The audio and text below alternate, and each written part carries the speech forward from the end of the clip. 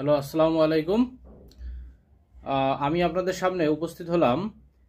গতকাল বিমান বাংলাদেশ এয়ারলাইন্সের অ্যাডমিন অ্যাসিস্ট্যান্ট পদের প্রিলিমিনারি পরীক্ষার রেজাল্ট প্রকাশিত হয়েছে। যারা পরীক্ষায় পাশ করছেন অভিনন্দন। আপনাদের রিটেনের জন্য কিন্তু টাইম পাবেন আপনারা 14 দিন থেকে 21 দিন। আর আপনারা অনেকে আমাকে বলছেন যে রিটেনের জন্য কি পড়া দরকার।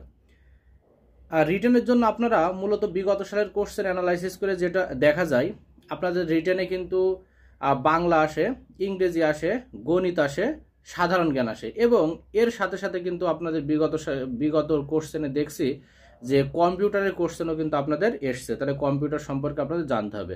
বাংলা থেকে যেমন আপনার আসে সমাস, সন্ধি, কারক, বিপরীত শব্দ, এক কথায় প্রকাশ, বাগধারা, এগুলো আসে।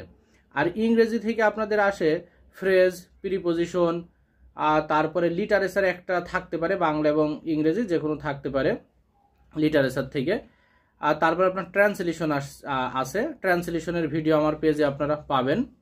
আর তারপর আপনার গণিত থাকে, গণিত আপনার লাভ ক্ষতি থাকতে পারে, সুদের অঙ্ক থেকে থাকতে পারে, তারপর আপনার বীজগণিতের একটা থেকে দিতে পারে, আর পিতা পুত্রের যে বয়সের অঙ্ক আছে এখান থেকে কিন্তু দেয় ওরা, ওদের একটা পছন্দের অধ্যায় এইটা।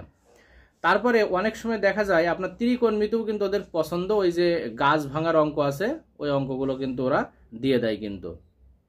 তারপর আপনার সাধারণ জ্ঞান আপনার মুক্তিযুদ্ধ সম্পর্কে আসে, তারপরে আপনার সাম্প্রতিক ইস্যু নিয়ে আসে, এইসব নিয়ে কিন্তু সাধারণ জ্ঞান আসে। আর কম্পিউটার আপনার আসে হচ্ছে রোবোটিক্স, এআই, এআই কি, রোবোটিক্স কি, তারপর বিশ্বগ্রাম কি, এবং আরও কিছু কিছু কোশ্চেন এভাবে কিন্তু এইভাবে ওরা বিগত সালের কোশ্চেনগুলোই দিয়েছিল এইভাবে।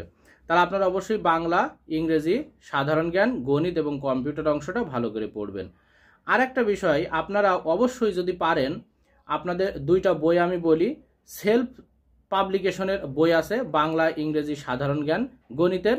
আরেকটা বই যদি আপনারা পারেন, হলিস্টিক পাবলিকেশনের বই। এই দুইটা বই আপনারা যদি পাবলিকেশনের বই দুইটা পড়েন, ইনশাল্লাহ এই বিমান বাংলাদেশ এয়ারলাইন্সের আপনার লিখিত পরীক্ষায় পাশ করবেন, আমি আশাবাদী।